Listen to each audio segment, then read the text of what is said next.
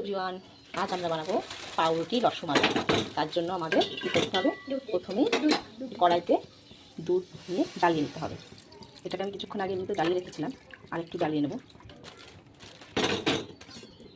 এটা বেশ সুন্দর মোটা সর পড়েছে। পাউরুটিগুলোকে মাঝখান থেকে একটা এরকম জিনিস নিয়ে স্লাইড কেটে নিতে হবে গোল গোল করে। এটাকে এরকম করে গোল গোল করে কেটে নিতে হবে। তারপরে এইভাবে এগুলোকে কেটে নিতে হবে গোল গোল করে, এটাকে সাইড করতে হবে। ঠিক এইভাবে কেটে কেটে নিতে হবে। তারপরে এর মধ্যে দিতে হবে ফ্লেভারের জন্য কয়েকটা এলাচ টুকরো করে। তারপরে কিছু কাজু বাদাম এখনই দিয়ে দেবো, কিছুটা কাজু বাদাম দিয়ে দেবো, বাকিটা গার্নিশ করবো।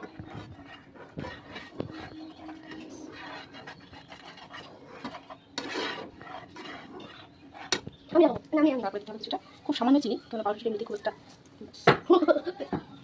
4 চামচের 2 চামচ চিনি, কারণ মিষ্টিটা খুব কম, মিষ্টিটা কম বেশি ভালো লাগে, সে কারণে 2 চামচ ভালো হয়ে এসেছে। এবার এর মধ্যে গ্যাসটাকে অফ করে দিতে হবে।